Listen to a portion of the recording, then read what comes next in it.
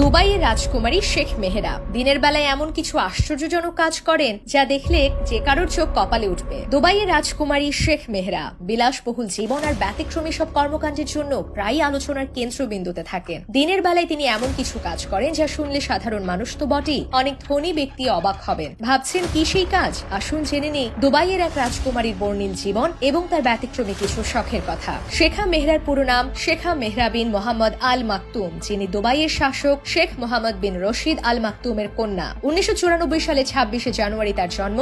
শেখা মেহরার জীবনযাপন দেখলে মনে হয় যেন রূপকথার জগৎ। শোনা যায় তার ব্যক্তিগত সম্পদের পরিমাণ 13 বিলিয়ন মার্কিন ডলারের বেশি। বিলাসবহুল গাড়ির প্রতি তার দুর্বলতা রয়েছে। তার গ্যারেজে রয়েছে একাধিক দুর্মূল্য সব কালেকশন। এর মধ্যে অন্যতম হল গোল্ড লাম্বরগিনি ইভেন্টর, যার দাম প্রায় 52 কোটি টাকা। এছাড়াও 21 কোটি টাকার বুগাত্তি ভেরন এবং 4 কোটি টাকার ম্যাকলারেন P1 এর মতো গাড়িও তার সংগ্রহে রয়েছে। 28 বছর বয়সী শেখা মেহরা শুধু সুন্দরী নন, তিনি একই সঙ্গে অত্যন্ত বিপজ্জনক একজন নারী। তার প্রধান শখগুলোর মধ্যে অন্যতম হল বিরল প্রজাতির ঘোড়া সংগ্রহ ও সেগুলোর যত্ন নেওয়া। ঘোড়ার প্রতি তার ভালোবাসা এতটাই যে তার সংগ্রহে থাকা একটি ঘোড়ার মূল্য 3.4 মিলিয়ন ডলার, যা বাংলাদেশি মুদ্রায় প্রায় 836 কোটি টাকা। বর্তমানে তার কাছে 11টি সেরা ঘোড়া রয়েছে এবং তিনি বছরে প্রায় 28 কোটি টাকা শুধু ঘোড়াদের পেছনে খরচ করেন। ফিটনেস সচেতন এই রাজকুমারী প্রতিদিন সাঁতার কাটেন এবং সেই ভিডিও সোশ্যাল মিডিয়ায় পোস্ট করেন। স্বাভাবিকভাবেই তার ফলোয়ারের সংখ্যা অনেক এবং তারা তার জীবনযাত্রার প্রতি খুবই আগ্রহী। রাজকুমারী বিলাসী জীবন এখানেই শেষ নয়। শেখা মেহরার একটি ব্যক্তিগত চিড়িয়াখানা রয়েছে,